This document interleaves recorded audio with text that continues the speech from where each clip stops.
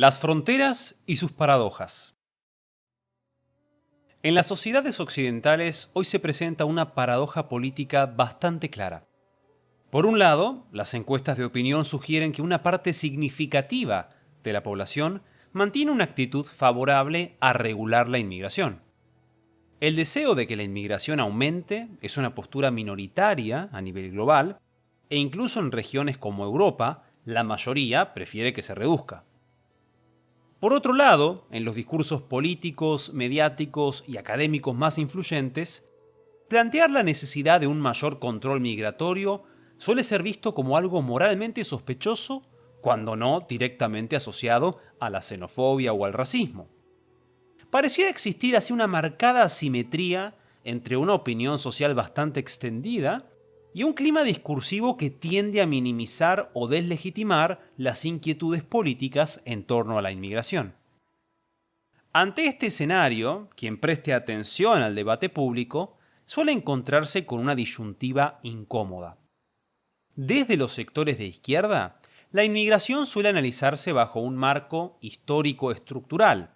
Las fronteras aparecen como mecanismos de exclusión asociados a desigualdades globales y a herencias coloniales, por lo que cualquier restricción al ingreso se percibe ante todo como una negación de la solidaridad o de la justicia histórica. Desde ciertos sectores del liberalismo y el libertarismo, en cambio, la cuestión se formula en clave de derechos individuales. La libertad de circulación y de mercado se considera prioritaria y las políticas migratorias restrictivas aparecen como interferencias estatales que vulneran libertades básicas o distorsionan el desarrollo económico. Aunque parten de supuestos muy distintos, ambas perspectivas convergen en un punto. Dejan poco espacio para considerar que una comunidad política pueda tener razones racionales y morales legítimas para decidir quién entra, en qué número y bajo qué condiciones.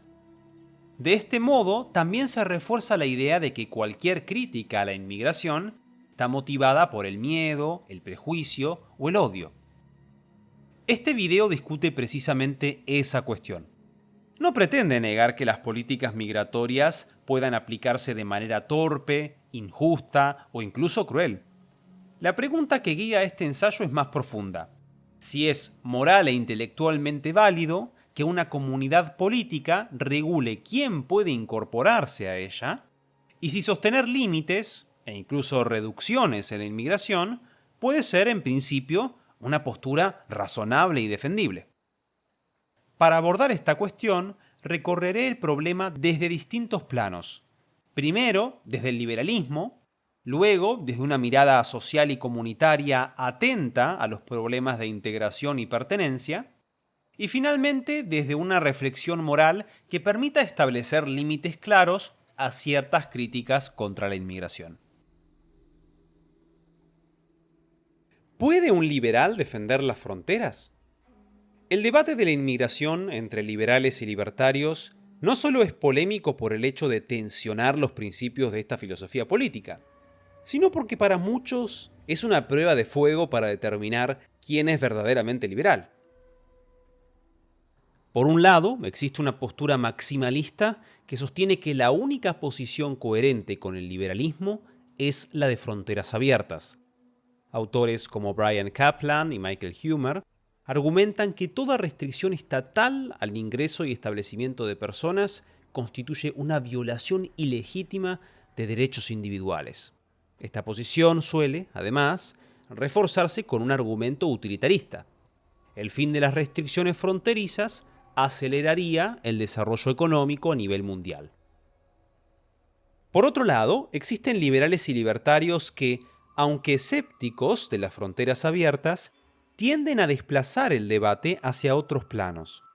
Algunos se centran en la crítica al estado de bienestar, sosteniendo que los sistemas redistributivos distorsionan los incentivos migratorios y generan conflictos sociales. Otros, siguiendo la línea de Murray Rothbard y Hans Hermann Hoppe, trasladan el problema hacia la defensa de un orden anarcocapitalista, en el cual la inmigración dejaría de ser un asunto político para convertirse en acuerdos contractuales entre propietarios privados. En líneas generales, el debate ha tendido a privilegiar la coherencia doctrinal, la eficiencia macroeconómica o el diseño de modelos institucionales ideales, relegando a un segundo plano el problema de la gestión fronteriza en contextos políticos reales o actuales. Sin embargo, esto no quiere decir que el liberalismo sea incapaz de fundamentar la legitimidad de la regulación migratoria e incluso de diseñar políticas coherentes con sus propios principios. El liberalismo no solo reconoce la libertad de circulación, sino que la integra con la libertad de asociación, la facultad de los individuos para constituir y sostener órdenes de cooperación estables.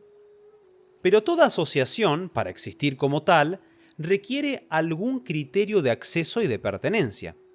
Sin esa capacidad de delimitar quién forma parte y bajo qué condiciones, la asociación se disuelve como ente de orden, como estructura organizada.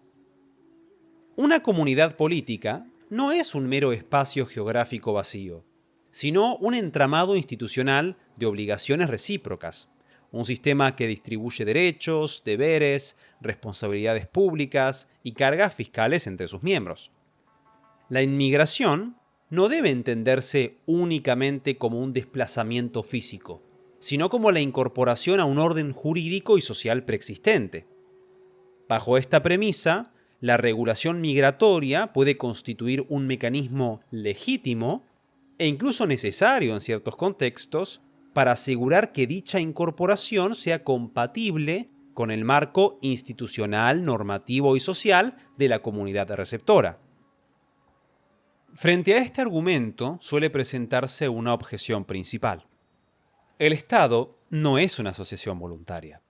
A diferencia de un club o una empresa, nadie firma un contrato para consentir su autoridad ni elige los términos de su pertenencia. Si nadie ha consentido formar parte de la comunidad política, entonces, según esta objeción, ésta no tendría derecho moral a excluir a terceros. Sin salir de los márgenes de la tradición liberal, uno podría contestar esta objeción de la siguiente manera.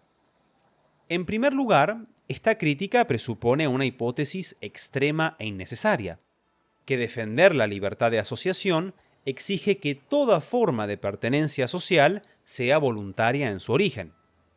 Que no hayamos consentido al Estado no impide que funcione como una asociación en sentido amplio, una estructura de cooperación estable que organiza expectativas, obligaciones recíprocas y normas comunes entre individuos que no eligen, pero sí habitan un mismo marco institucional.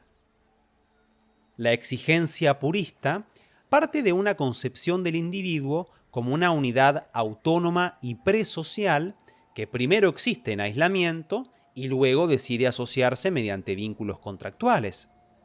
Pero esta imagen resulta antropológica y normativamente inviable.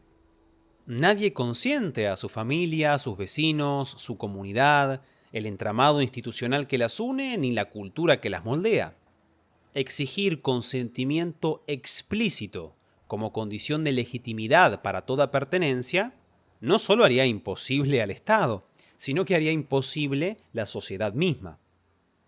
El segundo problema de la objeción purista sería condicionar la validez de una norma al consentimiento de quienes están sujetos a ella. El hecho de que la comunidad política no sea en su origen una asociación voluntaria o contractual no impide que sus normas puedan ser legítimas en la medida en que estén ordenadas al bien y a la justicia. Un libertario puede considerar ilegítima la existencia del Estado como institución sin que ello implique negar que ciertas normas que éste dicta pueden ser justas en sí mismas, como la persecución del homicidio dentro de un debido proceso. La legitimidad de la regulación migratoria no reside en que hayamos consentido al Estado para que la dicte, sino en que su contenido sea justo. Bajo estas premisas, el liberalismo dispone de recursos conceptuales para fundamentar una posición coherente a favor de la regulación migratoria.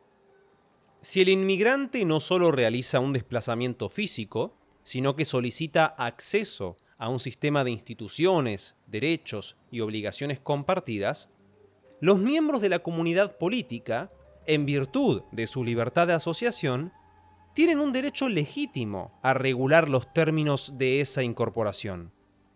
Para ilustrar este punto de forma más intuitiva, imaginemos un escenario completamente distinto: que una civilización extraterrestre entra en contacto con la Tierra y miles de alienígenas quieren establecerse en nuestro planeta. ¿Tendría la humanidad derecho a regular ese ingreso? Desde una visión libertaria maximalista, alguien podría argumentar que no. Como no existe un propietario único de la Tierra, nadie tendría autoridad moral para excluir a terceros.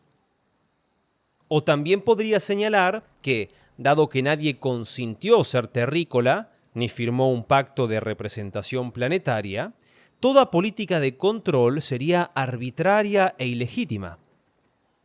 Sin embargo, la intuición nos dicta que abrir las fronteras planetarias y permitir una incorporación irrestricta de extraterrestres no solo constituiría un experimento de riesgo existencial para la humanidad, sino que vulneraría la libertad de los humanos de ordenar sus propios marcos de asociación y convivencia. Comunidad, pertenencia y cohesión social.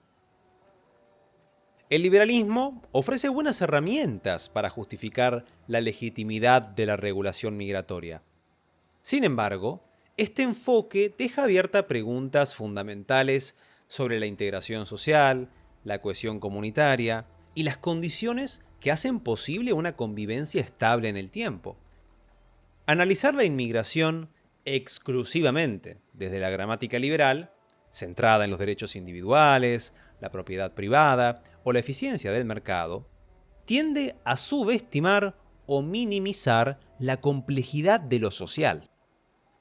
En este sentido, diversas críticas provenientes de enfoques ordoliberales y comunitaristas señalan una limitación real: la ceguera sociológica de muchos liberales frente a las dinámicas sociales y culturales que sostienen la vida en común.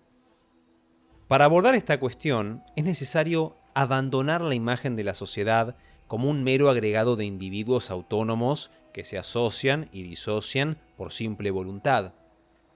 Desde la sociología figuracional de Norbert Elias, la realidad social se comprende mejor como una red dinámica de interdependencias, un entramado donde lo individual repercute sobre lo social y lo social sobre lo individual.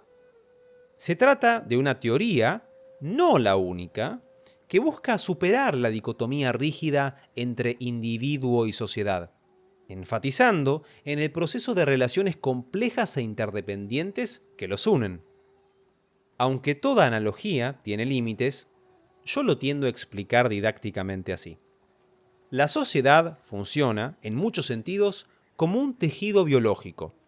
Un tejido no es una simple acumulación de células en un espacio, sino un sistema donde cada célula mantiene relaciones de interdependencia con las demás y con el conjunto. Si se daña una estirpe celular o se rompe la coordinación entre ellas, el tejido enferma o degenera. Y si el tejido en su conjunto sufre una agresión que destruye su estructura, las células individuales, por sanas que sean, pierden su soporte y terminan muriendo. ¿Y qué implica esta perspectiva para nuestro debate? Que la inmigración no solo involucra al que ingresa, sino también a las figuraciones del entramado social que lo recibe. En este nivel de análisis, la pertenencia deja de ser exclusivamente jurídica o administrativa e involucra dimensiones culturales, simbólicas e identitarias que estructuran la confianza social, los códigos de conducta y las formas cotidianas de cooperación forjadas en largos procesos de socialización y civilización. Volviendo a la analogía biológica, cuando la inmigración es masiva, o cuando los procesos de integración fallan, el tejido social tiende a generar respuestas inflamatorias, reacciones defensivas frente a aquello que percibe como exógeno. Cuando el injerto no es compatible, el tejido lo rechaza. Este fenómeno responde a dinámicas sociales profundamente arraigadas que de hecho nos resultan intuitivas. En películas como El último samurái, Avatar o Dune, el forastero ingresa en comunidades que inicialmente le son escépticas o abiertamente hostiles. Solo cuando demuestra respeto, lealtad y disposición a aprender los usos y costumbres, logra finalmente ser integrado. El error de muchos discursos contemporáneos consiste en proponer lo inverso, exigir que la comunidad receptora vacíe su propia cultura e identidad para facilitar la integración del recién llegado. En términos de la analogía biológica, sería como inmunosuprimir el tejido, imposibilitando la inevitable reacción defensiva. En este punto, resulta útil distinguir entre la noción liberal clásica de ciudadanía, entendida como una condición jurídica universal, neutral y abstracta, y la noción comunitarista de membresía política o membership, que remite a la pertenencia efectiva a una comunidad concreta y a su entramado de normas, códigos y valores compartidos. Un error frecuente dentro del liberalismo consiste en presentar principios como la libertad, la tolerancia o la igualdad como si fueran universales, atemporales y transculturales, cuando en realidad se trata de logros históricos concretos desarrollados por culturas específicas y encarnados en comunidades particulares. Estos valores no flotan en el aire, existen y se vuelven operativos solo allí donde ciertos marcos sociales, culturales e institucionales los transmiten, los sostienen y les dan sentido práctico. De esta manera, el debate migratorio deja de ser exclusivamente una cuestión de derechos individuales en abstracto y pasa a involucrar el problema de la membresía, la pertenencia real y efectiva a una forma de vida compartida. Paradójicamente, quien defiende un orden liberal debe reconocer que ese orden no puede sostenerse sin proteger el tejido social y cultural que lo hace posible. Los límites morales del control migratorio. Hasta aquí he argumentado que el control migratorio no solo es políticamente legítimo, sino también necesario para preservar el orden institucional y el tejido social de una comunidad política. Sin embargo, reconocer esta legitimidad no implica sostener que una comunidad política deba cerrarse por completo, ni que toda forma de exclusión sea moralmente permisible. La pregunta decisiva que se abre en este punto es la siguiente: ¿cuáles son los límites morales del control migratorio? Para responderla, resulta imprescindible trazar algunas distinciones conceptuales. No todos los movimientos migratorios responden a las mismas causas ni plantean los mismos dilemas éticos. Existe una diferencia significativa entre la inmigración ordinaria, entendida como un desplazamiento voluntario, por ejemplo, en busca de mejores oportunidades laborales, y aquellos desplazamientos forzados provocados por guerras, persecuciones, violencia extrema o catástrofes. En estos casos, la negativa de recibir al extranjero puede implicar, de forma directa o indirecta, abandonar al otro a una situación de extrema vulnerabilidad, cuando no de muerte. La historia ofrece ejemplos elocuentes. En 1939, más de 900 judíos a bordo del crucero St. Louis huyeron de Alemania buscando asilo.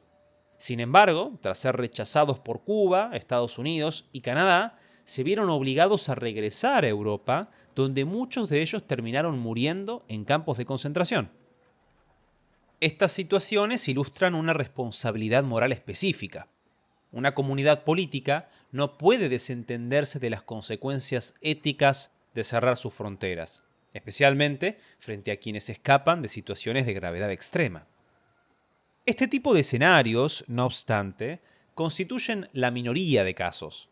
La mayor parte de la inmigración actual no responde a emergencias como guerras, persecuciones o violencia extrema, sino a decisiones voluntarias orientadas a mejorar la calidad de vida, acceder a oportunidades laborales o educativas, o desarrollar un proyecto de vida personal o familiar. Aquí, el terreno moral es más difuso. Reconocer el derecho legítimo de toda persona a buscar mejores condiciones de vida no implica reconocer un derecho irrestricto a ingresar en cualquier comunidad política y bajo cualquier condición. En el marco de la inmigración ordinaria, no toda exclusión constituye una injusticia, ni toda admisión un deber moral, lo que da lugar a un abanico de posiciones posibles. Algunos discursos actuales, de carácter etnonacionalista o etnocentrista, tienden a absolutizar la cohesión y la homogeneidad cultural como bienes supremos, rechazando al inmigrante en nombre de la preservación identitaria.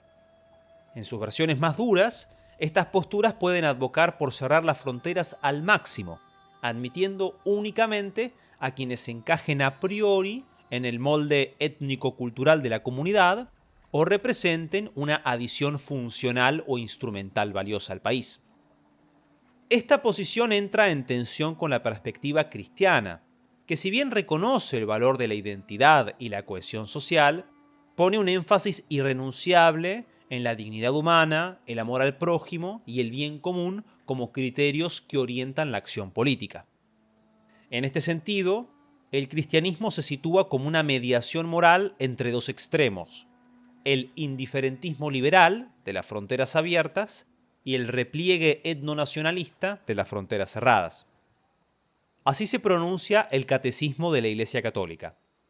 Las naciones más prósperas tienen el deber de acoger, en cuanto sea posible, al extranjero que busca la seguridad y los medios de vida que no puede encontrar en su país de origen. Las autoridades deben velar para que se respete el derecho natural que coloca al huésped bajo la protección de quienes lo reciben. Las autoridades civiles, atendiendo al bien común de aquellos que tienen a su cargo, pueden subordinar el ejercicio del derecho de inmigración a diversas condiciones jurídicas, especialmente lo que concierne a los deberes de los emigrantes respecto al país de adopción. El inmigrante está obligado a respetar con gratitud el patrimonio material y espiritual del país que lo acoge, a obedecer sus leyes y a contribuir a sus cargas. La formulación del catecismo deja en claro que la hospitalidad no es un imperativo ciego ni una exigencia unilateral. Existe un deber de acoger, condicionado por la posibilidad real de hacerlo y acompañado de exigencias claras hacia quien es recibido. Esta mirada permite apreciar el rol de la prudencia en el debate migratorio. Más que una fórmula única y universalizable, es cada país, evaluando su contexto particular, el que debe encontrar cuál es el punto justo entre abrir y cerrar sus fronteras, sabiendo que ambos extremos son igualmente problemáticos. Conclusión: realismo y prudencia. A lo largo de este ensayo he intentado responder una pregunta incómoda. ¿Es moral e intelectualmente válido que una comunidad política controle la inmigración? Mi respuesta es afirmativa. Es legítimo desde una perspectiva liberal institucional, en la medida en que protege un orden jurídico compartido. Es necesario desde una mirada sociológica y comunitaria, porque preserva el tejido social que hace posible la vida en común. Y es compatible con el horizonte moral cristiano, siempre que esté guiado por el respeto y la protección de la dignidad humana. Reducir toda crítica a la inmigración, al odio, al miedo o a la xenofobia, no solo es intelectualmente deshonesto, constituye además una estrategia política destinada a patologizar el disenso. No obstante, sería igualmente falso e irresponsable negar que el control migratorio exige límites morales claros y que algunos discursos actuales incurren en posiciones éticamente cuestionables. La política migratoria no debe guiarse ni por el prejuicio ni por el buenismo ingenuo. No debe estar movida por la animadversión, pero tampoco por la negación sistemática del conflicto. Para orientarse entre estos extremos, he enfatizado el valor de la prudencia política. Obrar prudentemente exige entendimiento, actuar desde la comprensión de contextos reales y no desde abstracciones morales construidas sobre escenarios idealizados. Por ello, las políticas migratorias, desde el control fronterizo hasta la deportación, no deben juzgarse en abstracto, sino mediante un juicio prudencial atento a las circunstancias concretas de cada país y a los efectos reales de esas decisiones. Lo que sí admite una validez más general es la necesidad de revisar una concepción puramente formal y automática de la ciudadanía y avanzar hacia una noción más exigente de membresía política, la pertenencia real y efectiva a una comunidad histórica concreta. Un ejemplo ilustrativo es Suiza, que distingue con claridad entre una ciudadanía de acceso selectivo y exigente y múltiples tipos de permiso de residencia, estudio y trabajo. Finalmente, así como el debate público suele centrarse en el derecho a migrar, es indispensable hablar también del derecho a no migrar, el derecho de las personas a vivir con dignidad en sus propios países. Una sociedad que expulsa sistemáticamente a sus miembros por la violencia, la corrupción, la crisis económica permanente o la destrucción de sus instituciones, no solo fracasa políticamente, elude una responsabilidad moral propia.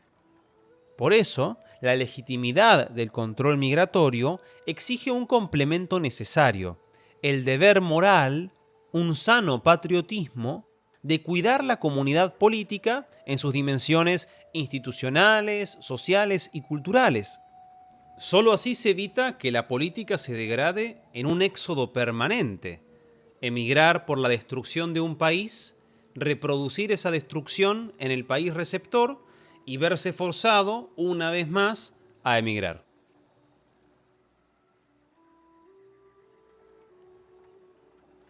Este canal es un proyecto que construyo en solitario durante mi tiempo libre. Si valorás este contenido y querés que siga mejorando y profesionalizándose, podés ayudar compartiéndolo, suscribiéndote o dejando un me gusta. También podés ayudar económicamente a través de Patreon o las membresías de YouTube, donde accedes a mis videos exclusivos reservados para la Gentry. Gracias por ver el video hasta el final. Nos vemos en el próximo.